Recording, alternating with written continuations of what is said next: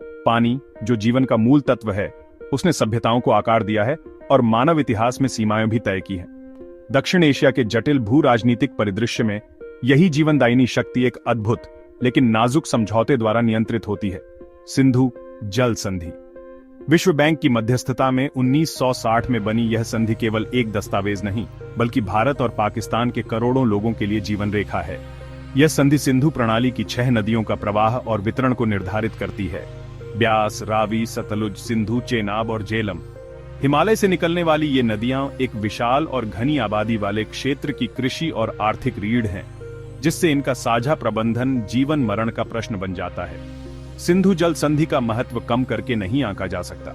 पाकिस्तान के लिए, जिसकी अर्थव्यवस्था मुख्य रूप से कृषि पर निर्भर है, भारत से बहने वाली नदियां उसका प्रमुख जल स्रोत हैं। संधि पाकिस्तान को पश्चिमी नदियों का निर्बाध उपयोग सुनिश्चित करती है: सिंधु, झेलम और चेनाब, जो उसकी खाद्य सुरक्षा और आर्थिक स्थिरता के लिए बेहद जरूरी है।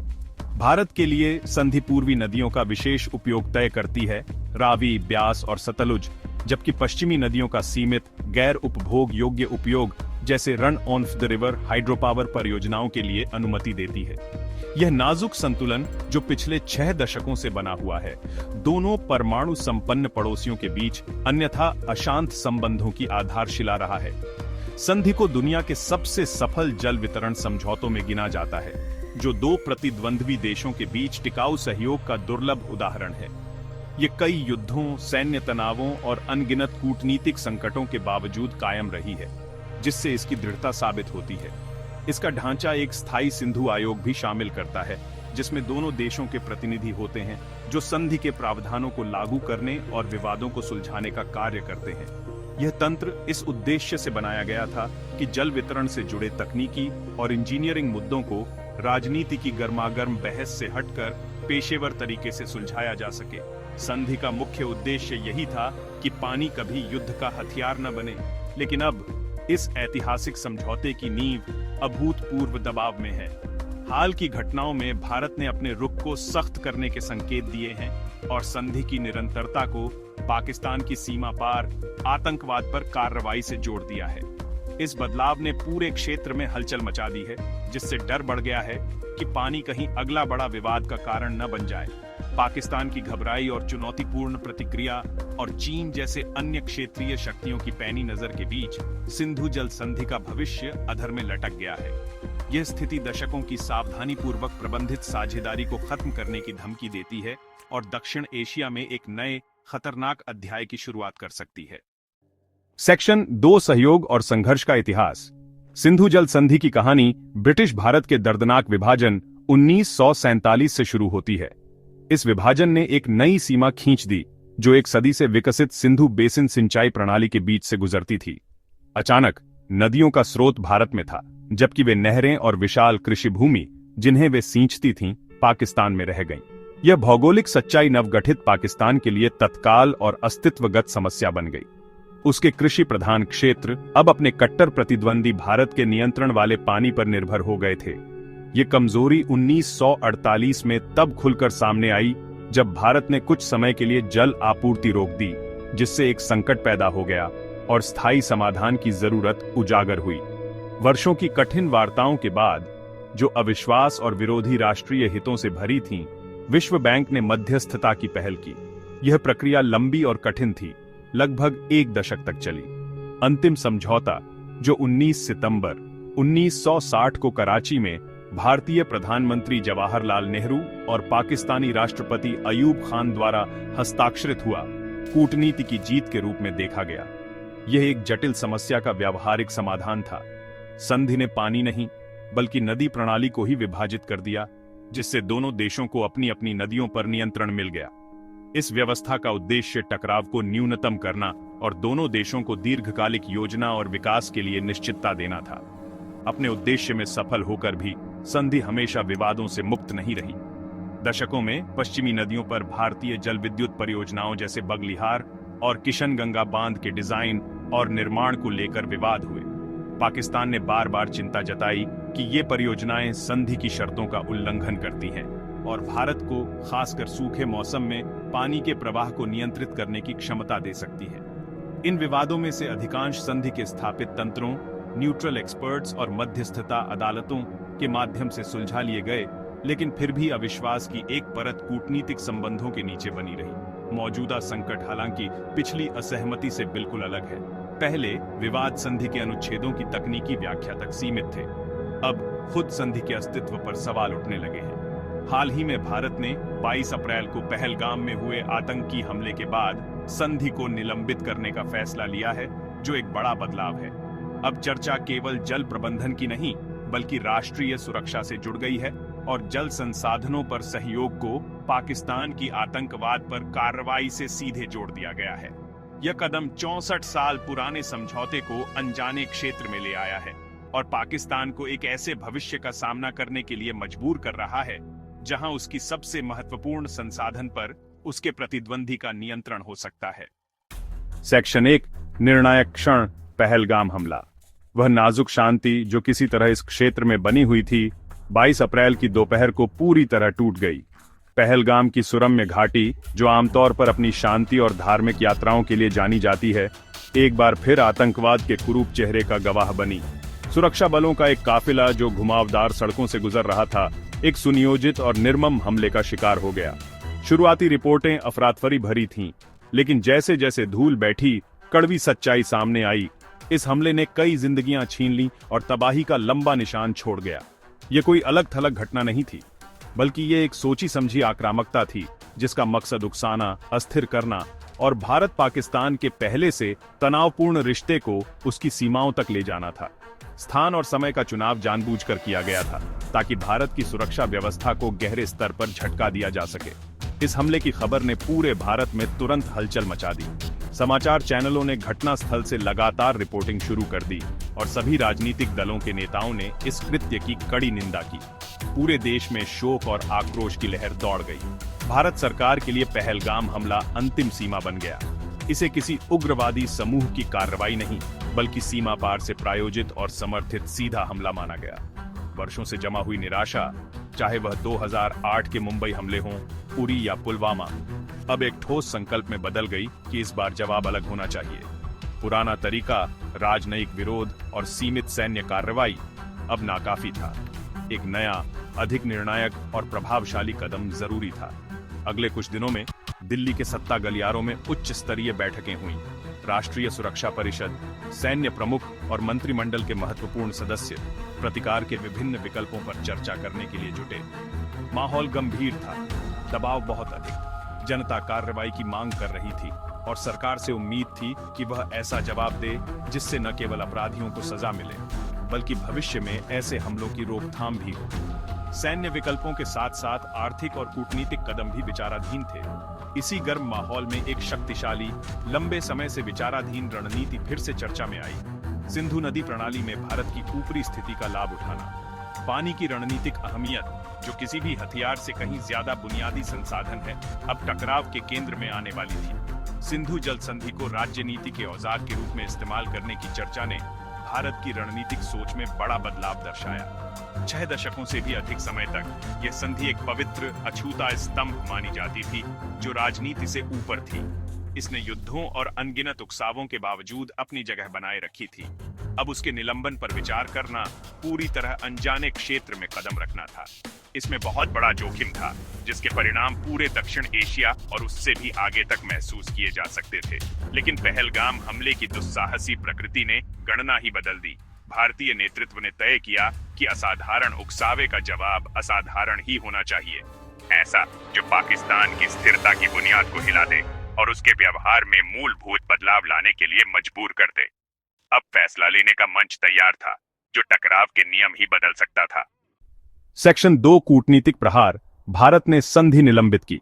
जब यह फैसला आखिरकार घोषित हुआ, तो उसमें ऐसी ठंडक और दृढ़ता थी जिसमें किसी तरह की अस्पष्टता के लिए कोई जगह नहीं थी। भारत ने आधिकारिक रूप से 1960 की सिंधु जल संधि में अपनी भागीदारी निलंबित कर दी थी। यह घोषणा किसी उग्र भाषण में नहीं, बल्कि एक औपचारिक कूटनीतिक पत्र के माध्यम से की गई, जिससे इस कदम की गंभीरता और सोच समझ को रेखांकित किया गया। सरकार ने कहा कि वह एक ऐसी संधि का पालन नहीं कर सकती जो सहयोग और सद्भावना की मांग करती है, जबकि उसकी सुरक्षा पाकिस्तान से प्रायोजित आतंकवाद से लगातार कमजोर की जा रही है। बयान साफ था, खून और पानी साथ नहीं बह सकते। यह शक्तिशाली वाक्य भारत की नई नीति की पहचान बन गया, जिसमें उसके अभूतपूर्व कदम का नैतिक और रणनीतिक औचित्य समाहित था। यह एक कूटनीतिक हथौड़ा था, जिसकी गूंज इस्लामाबाद के मीटिंग रूम्स से कहीं आगे तक सुनाई देने वाली थी। निलंबन के पीछे कानूनी और राजनीतिक तर्कों को विस्तार से रखा गया। भारतीय अधिकारियों ने तर्क दिया कि पाकिस्तान द्वारा आतंकी समूहों को लगातार समर्थन देना संधि की भावना, अगर अक्षरशः नहीं भी, का गंभीर उल्लंघन है। उन्होंने कहा कि कोई भी अंतर्राष्ट्रीय समझौता आपसी सम्मान और शांतिपूर्ण सह अस्तित्व की बुनियाद पर टिका होता है, और पाकिस्तान ने इसे वर्षों में व्यवस्थित रूप से कमजोर किया है। पहलगाम हमला इस विश्वासघात का अंतिम प्रमाण बताया गया। संधि की निरंतरता को सीधे आतंकवाद के मुद्दे से जोड़कर भारत ने चर्चा का स्वरूप ही बदल दिया। यह अब केवल जल अधिकारों और बांधों की तकनीकी बात नहीं रही, यह राष्ट्रीय सुरक्षा और संप्रभुता का मूल प्रश्न बन गई। यह पुनर्परिभाषा रणनीतिक दृष्टि से एक मास्टर स्ट्रोक थी, जिसका उद्देश्य पाकिस्तान को क्षेत्रीय और अंतर्राष्ट्रीय स्तर पर रक्षात्मक स्थिति में लाना था। निलंबन पूरी तरह से संधि का उन्मूलन नहीं था, यह बारीकी भारत की कूटनीतिक मुद्रा के लिए अहम थी।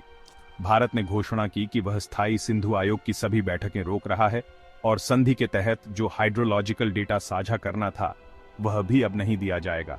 हालांकि उसने तुरंत पश्चिमी नदियों का प्रवाह मोड़ने का कोई कदम नहीं उठाया, लेकिन निहित खतरा स्पष्ट था। संदेश साफ था, यह पहला कदम है, और अगर पाकिस्तान ने अपने क्षेत्र से संचालित आतंकी नेटवर्कों के खिलाफ ठोस और विश्वसनीय कार्रवाई नहीं की, तो और भी कठोर कदम उठाए जा सकते हैं। इस संतुलित दृष्टिकोण ने भारत को अधिकतम दबाव बनाने की अनुमति दी, साथ ही रणनीतिक लचीलापन भी बनाए रखा, ताकि अगर पाकिस्तान उसकी मांगे माने तो पीछे हटने का विकल्प भी खुला रहे। पाकिस्तान के लिए यह खबर किसी बुरे सपने के सच होने जैसी थी। संधि का निलंबन उसके राष्ट्रीय और आर्थिक सुरक्षा के केंद्र पर चोट था। देश का कृषि क्षेत्र, जो उसकी अर्थव्यवस्था की रीढ़ है और बड़ी आबादी को रोजगार देता है, लगभग पूरी तरह सिंधु प्रणाली के जल पर निर्भर है। पश्चिमी नदियों के प्रवाह पर भले ही सैद्धांतिक रूप में ही सही, भारत के नियंत्रण की संभावना एक अस्तित्वगत खतरा थी। पाकिस्तान की नेतृत्व क्षमता बेहद मुश्किल स्थिति में थी। उसे अपने घरेलू दर्शकों को संतुष्ट करने के लिए मजबूती से जवाब देना था, लेकिन साथ ही यह भी समझना था कि किसी भी तरह की बढ़त क्षेत्र को और भी खतरनाक टकराव की ओर ले जा सकती है। कूटनीतिक चुनौती बेहद बड़ी थी। भारत के कदम का मुकाबला कैसे किया जाए बिना पूरे क्षेत्र को और अधिक खतरनाक संकट की ओर धकेले। भारत की घोषणा के बाद पाकिस्तान में गहरी चिंता और गुस्से की लहर दौड़ गई। सिंधु जल संधि की निलंबन की खबर ने किसानों, नेताओं और आम नागरिकों में बेचैनी फैला दी। पंजाब और सिंध के खेतों में किसान अपनी फसलों के भविष्य को लेकर डरे हुए थे। उन्हें डर था कि भारत कभी भी पानी रोक सकता है। पाकिस्तान सरकार ने तुरंत नेशनल सिक्योरिटी कमेटी की आपात बैठक बुलाई।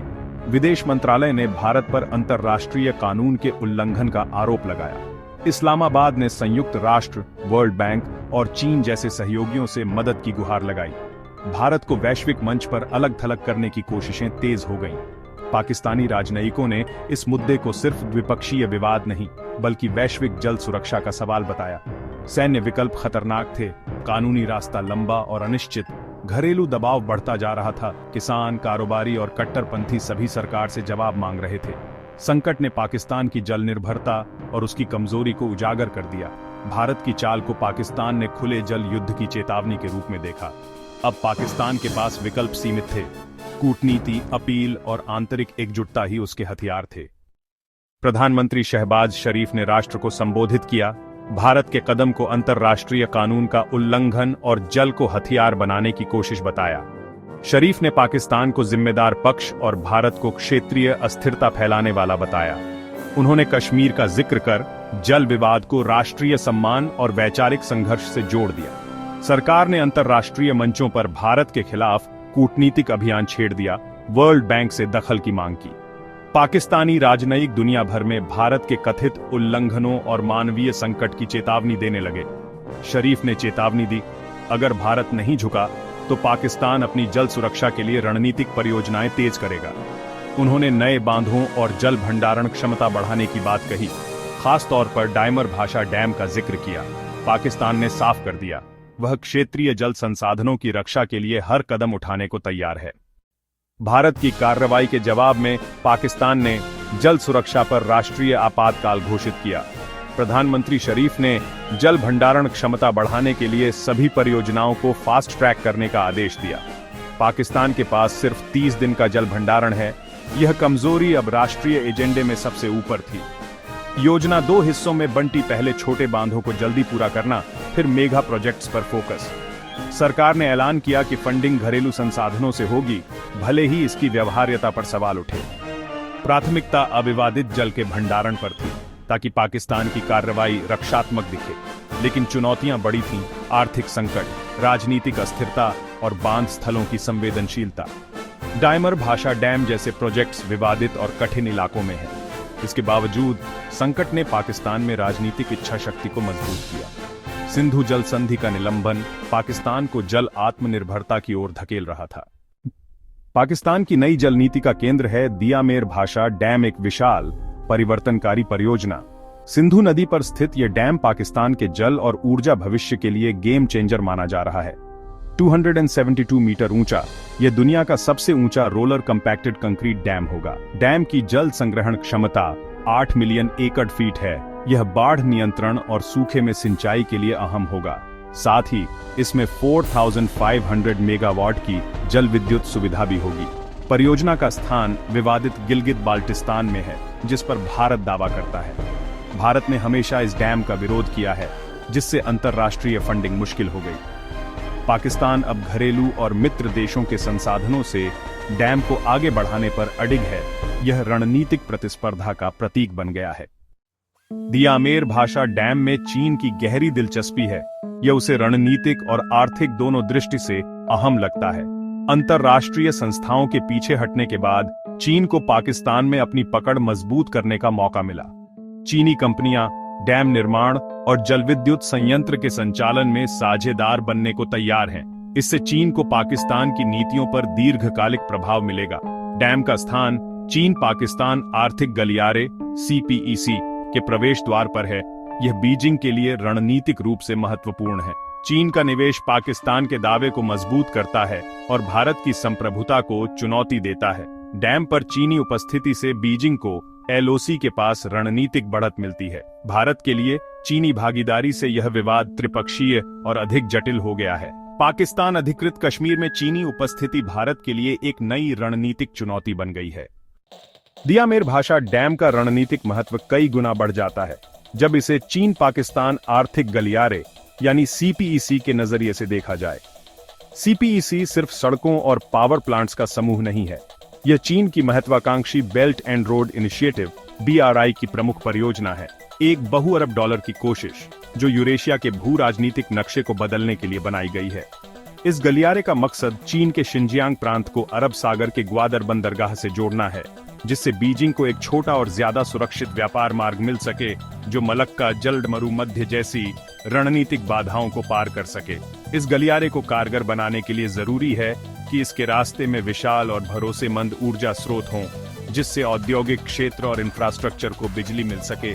और यही वह जगह है जहां दियामेर भाषा डैम की भूमिका अहम हो जाती है। चीनी योजनाकारों ने काफी समय से डैम को CPEC के ढांचे में जोड़ने की कल्पना की है। डैम से पैदा होने वाली 4500 मेगावाट बिजली CPEC की परियोजनाओं, चाहे वह मैन्युफैक्चरिंग हब्स हों या भविष्य की इलेक्ट्रिफाइड रेलवे लाइनें, के लिए जरूरी होगी। डैम को आधिकारिक रूप से CPEC का हिस्सा बनाने से राजनीतिक और वित्तीय संरक्षण भी मिल जाता है, जिससे अंतर्राष्ट्रीय फंडिंग की बाधाएं पार की जा सकती हैं। इसे CPEC प्रोजेक्ट घोषित करने पर चीनी नीति बैंक जैसे कि चाइना डेवलपमेंट बैंक और export import bank of China funding उपलब्ध करा सकते हैं, जिन पर विवादित क्षेत्रों को लेकर वही अंतर्राष्ट्रीय दबाव नहीं होता जो विश्व बैंक जैसी संस्थाओं पर होता है। इस एकीकरण से भारत के लिए गंभीर रणनीतिक चुनौती खड़ी हो जाती है। खुद CPEC ही नई दिल्ली के लिए बड़ा सिरदर्द है, क्योंकि यह गिलगित बाल्टिस्तान से होकर गुजरता है, जिसे भारत अपनी संप्रभुता का हिस्सा मानता है। भारत ने CPEC की शुरुआत से ही इस पर औपचारिक आपत्ति दर्ज कराई है। डैम को CPEC में औपचारिक रूप से शामिल करने से चीन और पाकिस्तान इस उल्लंघन को और मजबूत करेंगे, जिससे चीन की उपस्थिति विवादित क्षेत्र में और गहरी हो जाएगी। यह साफ संकेत होगा कि बीजिंग अब केवल आर्थिक साझेदार नहीं बल्कि कश्मीर विवाद की स्थिति को बदलने में सक्रिय भागीदार है और पाकिस्तान के दावे को अपनी आर्थिक और राजनीतिक ताकत से वैधता दे रहा है। प्रधानमंत्री शहबाज शरीफ का डैम को आगे बढ़ाने का ताजा प्रयास, खासकर ऐसे समय में जब भारत ने सिंधु संधि को निलंबित कर दिया है, एक रणनीतिक चाल के रूप में देखा जा सकता है जिससे इस एकीकरण को तेज किया जा सके। जल सुरक्षा के संकट को दिखाकर पाकिस्तान डैम परियोजना को CPEs के तहत जल्दी शुरू करने का औचित्य पेश कर सकता है। यह कदम पाकिस्तान की जल सुरक्षा को चीन के रणनीतिक हितों से जोड़ता है, जिससे एक ऐसी ताकतवर साझेदारी बनती है जिसे भारत के लिए टक्कर देना और भी मुश्किल हो जाएगा।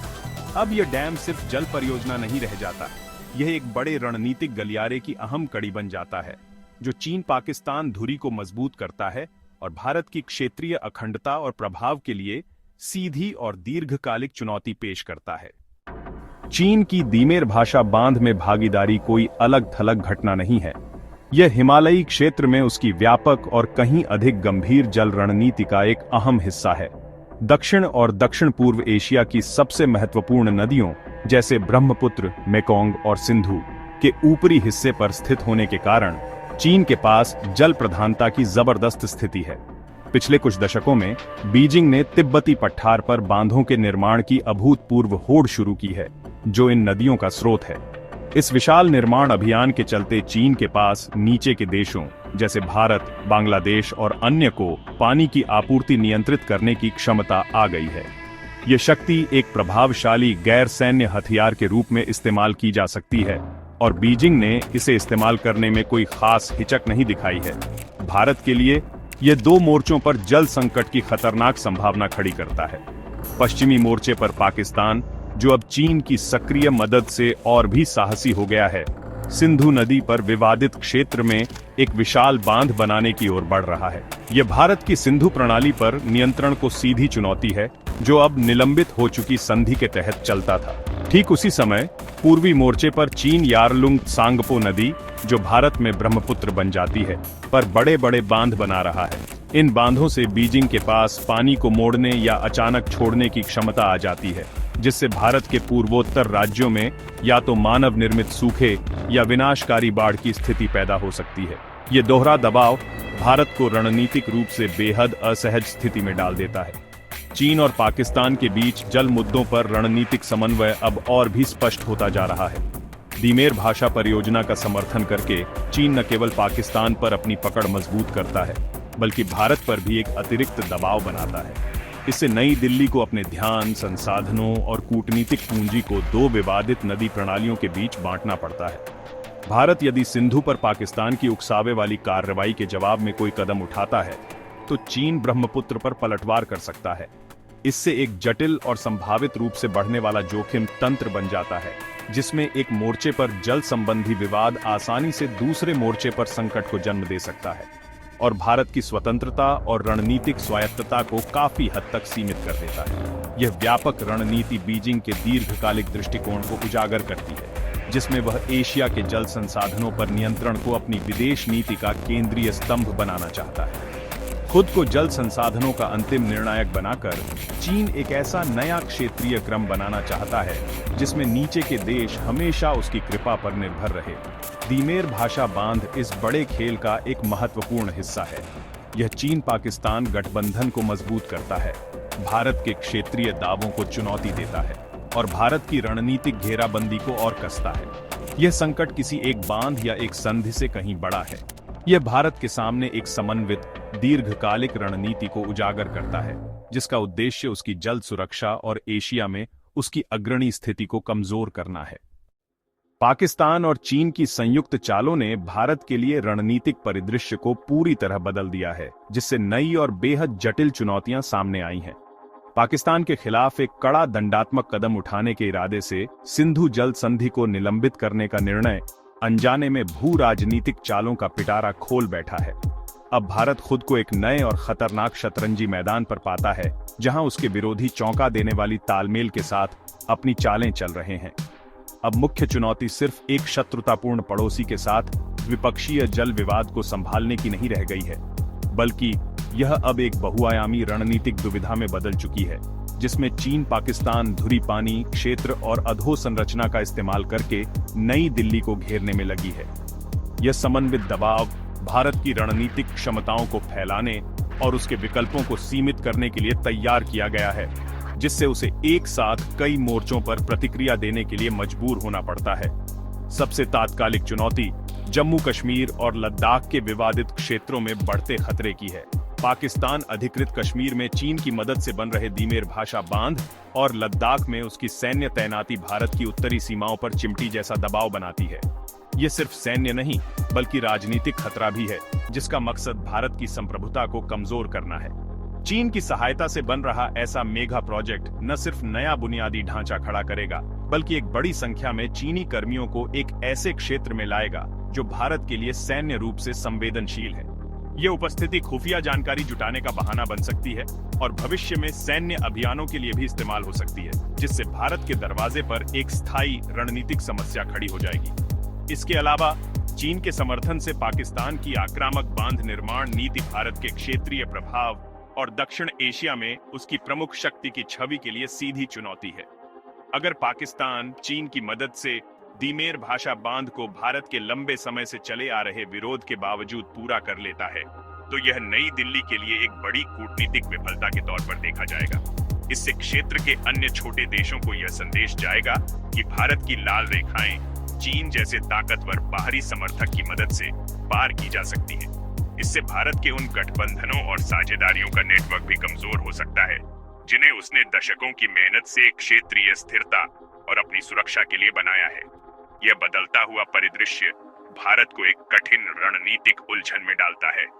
पाकिस्तान के खिलाफ सख्त सैन्य या जल राजनीतिक प्रतिक्रिया सिर्फ इस्लामाबाद ही नहीं बल्कि बीजिंग की प्रतिक्रिया को भी भड़का सकती है, जिससे पश्चिमी और पूर्वी दोनों मोर्चों पर हालात बिगड़ सकते हैं। दूसरी ओर पूरी तरह कूटनीतिक रवैया अपनाना कमजोर और अप्रभावी माना जा सकता है, जिससे चीन पाकिस्तान गठजोड़ को कोई रोक नहीं लगेगी। ऐसे में भारत को बेहद संतुलित और बहुआयामी रणनीति अपनानी होगी। अब उसे हर कदम पाकिस्तान के साथ साथ चीन की लगातार मौजूदगी को ध्यान में रखकर उठाना होगा, जिससे हर फैसला और भी पेचीदा और हर संभावित परिणाम और भी अनिश्चित हो जाता है। चुनौती यही है कि अपनी ताकत फिर से स्थापित की जाए, लेकिन बिना किसी बड़े और अनियंत्रित टकराव को जन्म दिए। बढ़ता संकट अब जल सुरक्षा और राष्ट्रीय सुरक्षा के बीच की रेखा को बेहद खतरनाक तरीके से धुंधला कर चुका है और दोनों को इस तरह जोड़ दिया है कि यह भारत के लिए दीर्घकालिक गंभीर खतरे का रूप ले चुका है। सिंधु जल संधि को निलंबित करने का फैसला एक रणनीतिक दांव था, जिसमें पानी को सुरक्षा मांगों के साथ जोड़कर एक दबाव के साधन के रूप में इस्तेमाल किया गया। लेकिन यह तलवार दो धारी है। पानी को हथियार बनाकर भारत ने अपने विरोधियों के लिए भी वही रास्ता खोल दिया है और चीन, जो सबसे ऊपर स्थित देश है, इस खतरनाक खेल में सबसे मजबूत स्थिति में है। अब खतरा सिर्फ सैद्धांतिक नहीं रहा, यह एक वास्तविकता बन चुका है, जिसका सामना नई दिल्ली के सुरक्षा नीति निर्माताओं को अब करना ही होगा। पाकिस्तान और चीन की समन्वित कार्रवाइयां भारत की अपनी नदी प्रणालियों को ऐसे कमजोर बिंदु में बदल सकती हैं, जिनका संकट के समय फायदा उठाया जा सकता है। इस खतरे का पहला पहलू भारत की जल आपूर्ति और कृषि अर्थव्यवस्था पर सीधा असर है। जहां भारत पाकिस्तान के लिए ऊपरी बहाव वाला देश है, वहीं ब्रह्मपुत्र नदी के मामले में वह चीन के लिए निचला देश है। तिब्बती पठार पर चीन की विशाल बांध निर्माण गतिविधियां उसे ब्रह्मपुत्र के प्रवाह को नियंत्रित करने की क्षमता देती हैं, जो अरुणाचल प्रदेश और असम के करोड़ों लोगों की जीवन रेखा है। संकट की स्थिति में चीन पानी के प्रवाह को घटाकर सूखे जैसी स्थिति ला सकता है या अपने जलाशयों से भारी मात्रा में पानी छोड़कर विनाशकारी बाढ़ पैदा कर सकता है। यह क्षमता बीजिंग को एक जबरदस्त दबाव का औजार दे देती है। भारत अगर सिंधु पर पाकिस्तान के खिलाफ कोई आक्रामक कदम उठाता है, तो चीन ब्रह्मपुत्र पर जवाबी कार्रवाई कर सकता है, जिससे भारत की खाद्य और जल सुरक्षा पर बड़ा खतरा आ सकता है। इस खतरे का दूसरा पहलू जल अवसंरचना को सैन्य लक्ष्यों या साधनों के रूप में इस्तेमाल करने से जुड़ा है। संघर्षग्रस्त क्षेत्र में बड़े बांधों और जलाशयों का जमावड़ा इन्हें उच्च मूल्य वाले लक्ष्य बना देता है। भले ही अंतर्राष्ट्रीय कानून ऐसे ढांचे पर हमले की मनाही करता है, लेकिन पूर्ण युद्ध की स्थिति में इन नियमों को नजरअंदाज किया जा सकता है। दीमेर भाषा बांध उदाहरण के तौर पर बड़े सैन्य टकराव का केंद्र बन सकता है। इससे भी ज्यादा जल अधोसंरचना का इस्तेमाल सैन्य रसद के समर्थन में किया जा सकता है। इन बांधों से मिलने वाला जल और बिजली दूरदराज ऊंचाई वाले इलाकों में सैन्य ठिकानों और अभियानों को टिकाए रखने में मदद कर सकता है, जिससे चीन पाकिस्तान गठजोड़ की सैन्य स्थिति भारत की उत्तरी सीमाओं पर और मजबूत हो जाती है। इस तरह नागरिक ढांचा भी सीधे सैन्य खतरे का हिस्सा बन जाता है। जल और सुरक्षा खतरों के इस घालमेल के चलते भारत को अपनी रणनीतिक सोच पूरी तरह से नए सिरे से गढ़नी होगी। अब देश की राष्ट्रीय सुरक्षा नीति में जल सुरक्षा को एक केंद्रीय तत्व बनाना जरूरी है। इसका मतलब है कि तिब्बती पठार पर चीनी गतिविधियों की निगरानी के लिए बेहतर हाइड्रोलॉजिकल डेटा संग्रहण, खासकर उपग्रहों के जरिए में निवेश किया जाए। साथ ही भारत के भीतर अधिक मजबूत जल अधोसंरचना, खासकर ब्रह्मपुत्र की सहायक नदियों पर भंडारण सुविधाएं बनाना जरूरी है, ताकि चीन के प्रवाह नियंत्रण के असर को कम किया जा सके।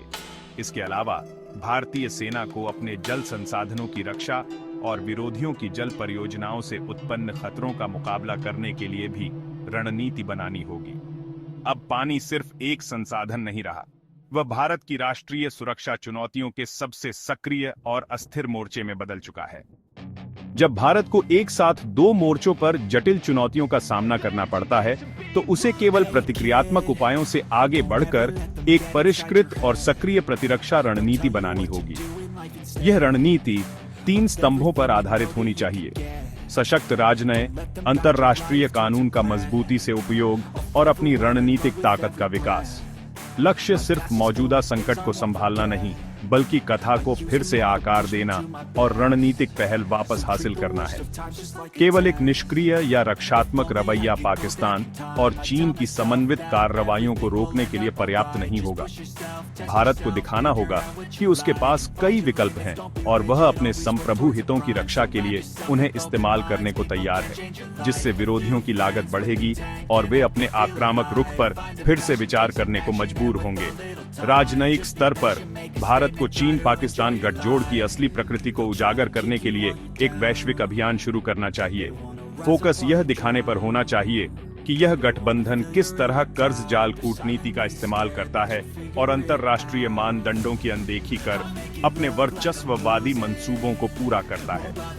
भारत को दियामिर भाषा डैम के मुद्दे को सिर्फ अपनी संप्रभुता के उल्लंघन के रूप में नहीं, बल्कि चीन की शोषणकारी आर्थिक नीतियों और पर्यावरण मानकों व विवादित क्षेत्रों में स्थानीय आबादी के अधिकारों की अनदेखी के उदाहरण के रूप में पेश करना चाहिए। दक्षिण पूर्व एशिया से लेकर यूरोप और अमेरिका तक चीन के उदय से चिंतित दूसरे देशों के साथ साझेदारी कर भारत एक व्यापक गठबंधन बना सकता है, जिससे अंतर्राष्ट्रीय दबाव बढ़ेगा और सीपीईसी जैसे प्रोजेक्ट्स की वैधता को चुनौती मिलेगी। कानूनी दृष्टि से भारत को सभी प्रासंगिक अंतर्राष्ट्रीय मंचों पर अपने दावों और आपत्तियों को आक्रामक रूप से आगे बढ़ाना चाहिए। पाकिस्तान ने भले ही वर्ल्ड बैंक का रुख किया हो, लेकिन भारत को भी अपनी तरफ से एक मजबूत कानूनी मामला तैयार करना चाहिए। इसमें न केवल पाकिस्तान की आतंकवाद पर लगाम लगाने में विफलता का दस्तावेजीकरण होना चाहिए, जो संधि निलंबन का मूल कारण था, बल्कि अवैध कब्जे वाले क्षेत्र में दियामिर भाषा डैम जैसे प्रोजेक्ट्स के निर्माण की गैर कानूनी स्थिति को भी उजागर करना चाहिए। भारत अंतर्राष्ट्रीय न्यायालयों और मध्यस्थता निकायों का भी सहारा ले सकता है, ताकि पीओके में निर्माण के खिलाफ कानूनी फैसला हासिल किया जा सके। भले ही चीन और पाकिस्तान इसका पालन न करें, एक अनुकूल कानूनी राय भारत को मजबूत नैतिक और कानूनी आधार देगी, जिससे उसकी राजनयिक स्थिति मजबूत होगी और भविष्य में किसी भी प्रतिकारात्मक कदम को उचित ठहराया जा सकेगा। अंततः भारत को अपनी रणनीतिक ताकत विकसित और इस्तेमाल करनी होगी।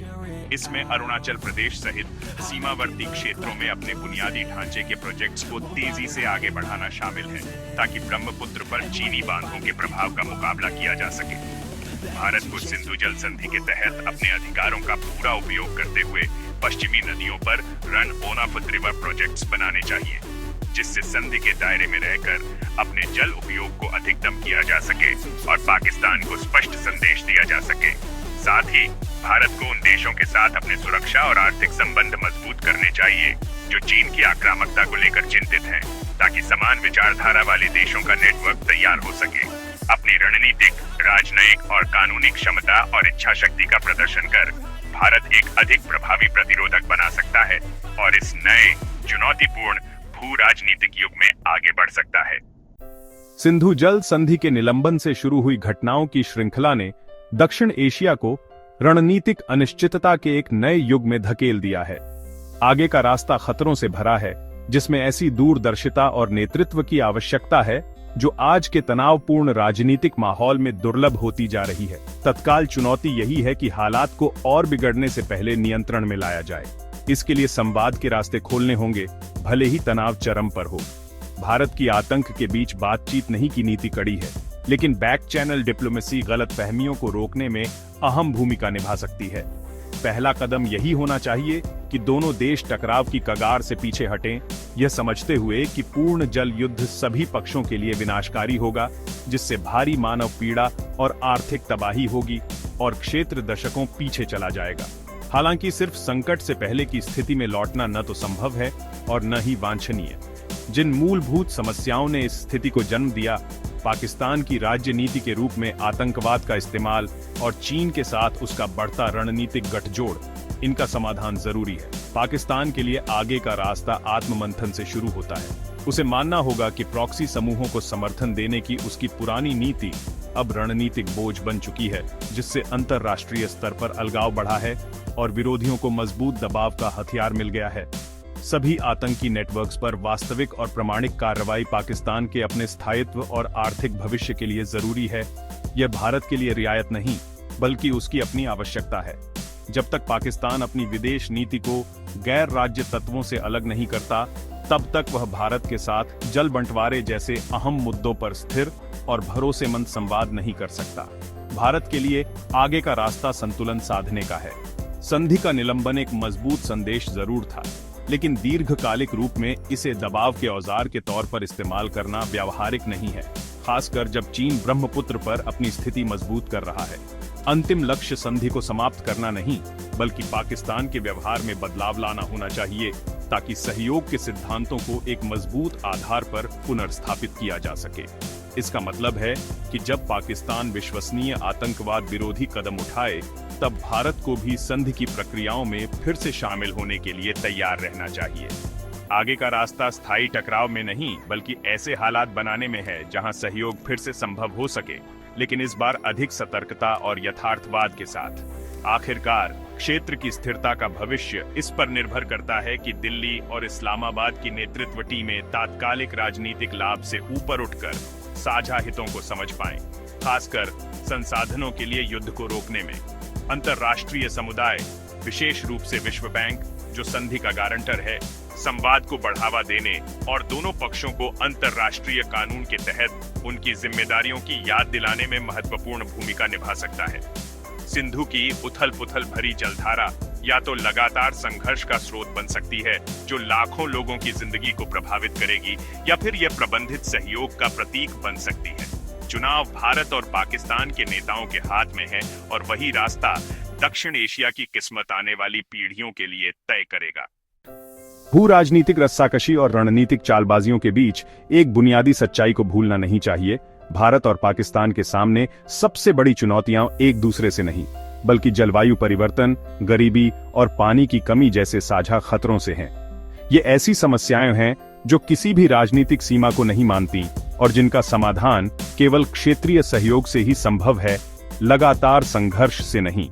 सिंधु जल संधि पर मौजूदा संकट यह दिखाता है कि कैसे ध्यान आसानी से शून्य राशि टकराव की ओर चला जाता है, जिससे कीमती संसाधन, ऊर्जा और राजनीतिक इच्छा शक्ति आम नागरिकों की असली समस्याओं से भटक जाती है। शांति और सहयोग की आवश्यकता कोई भोली आदर्श नहीं, बल्कि 21वीं सदी में जीवित रहने और समृद्ध होने के लिए व्यावहारिक अनिवार्यता है। सिंधु नदी बेसिन विश्व के उन क्षेत्रों में है जो जलवायु परिवर्तन के प्रभावों के प्रति सबसे अधिक संवेदनशील हैं।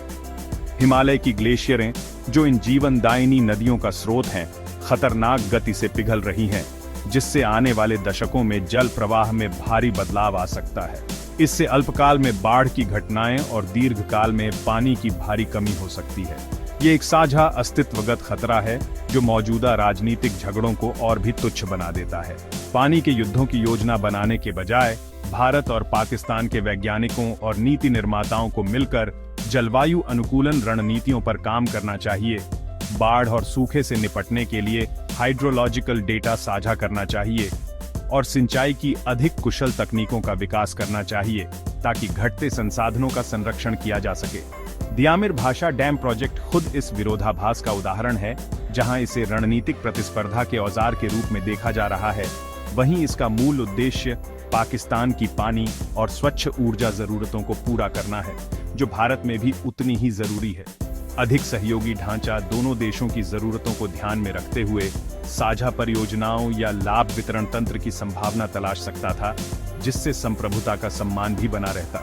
ऐसे सहयोग से क्षेत्रीय व्यापार, ऊर्जा ग्रिड्स और एकीकृत बुनियादी ढांचे के विकास की अपार संभावनाएं खुल सकती हैं। सुरक्षा प्रतिस्पर्धा की अति ने दोनों देशों को आपसी लाभ के विशाल अवसरों से वंचित कर दिया है, जो शांति और विश्वास के माहौल के इंतजार में है। इसलिए अंतिम समाधान ऊंची बांधें या आक्रामक सैन्य सिद्धांत नहीं, बल्कि विश्वास और समझ के पुल बनाना है। इसके लिए सरकारों से आगे बढ़कर नागरिक समाज, शिक्षा जगत, व्यापारिक समुदाय और युवाओं की भागीदारी वाली सतत और बहुस्तरीय संवाद प्रक्रिया की आवश्यकता है। इसका मतलब है शांति निर्माण और संघर्ष समाधान में उतना ही निवेश करना जितना सैन्य उपकरणों में। विकल्प स्पष्ट है, भारत और पाकिस्तान आपसी अविश्वास और शत्रुता के रास्ते पर चलते रहे, जो साझा पतन की ओर ले जाएगा, या सहयोग की ओर रुख करें, यह मानते हुए कि बदलती दुनिया में उनकी किस्मतें एक दूसरे से जुड़ी हैं। शांति की चाह कमजोरी नहीं, बल्कि सर्वोच्च रणनीतिक बुद्धिमत्ता है। जैसे जैसे भारत इस नए रणनीतिक माहौल की जटिलताओं को पार कर रहा है, उसका रास्ता ताकत और विवेक के स्पष्ट संतुलन से ही तय होना चाहिए। उसे अपनी राष्ट्रीय सुरक्षा और क्षेत्रीय अखंडता की रक्षा में अडिग रहना होगा, साथ ही अनावश्यक टकराव से बचने और कूटनीतिक समाधान के द्वार खुले रखने की दूरदर्शिता भी दिखानी होगी। यह कोई विरोधाभास नहीं, बल्कि राज्य शिल्प की अनिवार्य द्वैतता है। भारत की कार्रवाइयां विरोधियों को स्पष्ट संदेश दें कि आक्रामकता की कीमत चुकानी होगी, लेकिन साथ ही दुनिया को भी यह दिखना चाहिए कि भारत एक जिम्मेदार शक्ति है, जो क्षेत्रीय स्थिरता और अंतर्राष्ट्रीय कानून के प्रति प्रतिबद्ध है। यही संतुलित दृष्टिकोण भारत के लिए अपने हितों की रक्षा का सबसे अच्छा तरीका है। पहला तत्व, ताकत का अर्थ है भारत की सैन्य क्षमताओं का सतत और तेज आधुनिकीकरण और सीमावर्ती बुनियादी ढांचे का सुदृढ़ीकरण। यह चीन पाकिस्तान गठजोड़ से पैदा हुए समन्वित खतरे के खिलाफ एक विश्वसनीय प्रतिरोधक तैयार करने के लिए जरूरी है। इसमें पीओके और वास्तविक नियंत्रण रेखा पर गतिविधियों की निगरानी के लिए निगरानी क्षमताओं को बढ़ाना और किसी भी उकसावे का शीघ्र और निर्णायक जवाब देने की क्षमता विकसित करना शामिल है। जल क्षेत्र में ताकत का मतलब है मौजूदा संधियों के तहत अपने अधिकारों का पूरा उपयोग करते हुए अपने क्षेत्र में बुनियादी ढांचा बनाना, जिससे जल और ऊर्जा सुरक्षा मजबूत हो और कमजोरियां कम हो। यह शक्ति प्रदर्शन आक्रामकता के लिए नहीं, बल्कि यह सुनिश्चित करने के लिए है कि भारत हमेशा आत्मविश्वास से, न कि मजबूरी में बातचीत करे। दूसरा तत्व, विवेक के लिए एक परिष्कृत और सक्रिय कूटनीतिक रणनीति जरूरी है। भारत को समान विचारधारा वाले देशों के साथ साझेदारी में निवेश जारी रखना चाहिए, ताकि साझा चिंताओं जैसे आतंकवाद और अंतर्राष्ट्रीय मानदंडों के उल्लंघन पर सामूहिक दबाव बनाया जा सके। विवेक का अर्थ है दबाव के सीमाओं को समझना। जल का उपयोग एक जरूरी संकेत था, लेकिन भारत को सावधान रहना होगा कि वह ऐसा उदाहरण न बनाए जिसका इस्तेमाल चीन उसके खिलाफ कर सके। विवेकपूर्ण रणनीति का अर्थ है इस दबाव का इस्तेमाल ठोस व्यावहारिक लक्ष्यों के लिए करना, यानी सीमा पार आतंकवाद का अंत, न कि पाकिस्तान से पूरी तरह आत्मसमर्पण की अपेक्षा करना, जिससे अप्रत्याशित और खतरनाक परिणाम आ सकते हैं। अंततः भारत की सबसे बड़ी ताकत उसके लोकतांत्रिक मूल्य, विविध समाज और बढ़ती अर्थव्यवस्था में है। दीर्घकालिक रूप से सबसे प्रभावी रणनीति यही है कि भारत को मजबूत, समृद्ध और लचीला बनाना जारी रखा जाए। मजबूत अर्थव्यवस्था रक्षा के लिए संसाधन देती है, जीवंत लोकतंत्र अंतर्राष्ट्रीय मंचों पर नैतिक बढ़त देता है, और लचीला समाज बाहरी दबावों का सामना कर सकता है। अपनी आंतरिक प्रगति पर ध्यान केंद्रित कर, संस्थानों को मजबूत कर और लोगों में निवेश कर भारत अपनी समग्र राष्ट्रीय शक्ति को बढ़ा सकता है। इससे यह सुनिश्चित होगा कि विरोधी चाहे कोई भी चाल चले, भारत की रणनीतिक स्थिति लगातार मजबूत होती रहेगी और वह एक अस्थिर दुनिया में स्थिरता का स्तंभ बन सकेगा।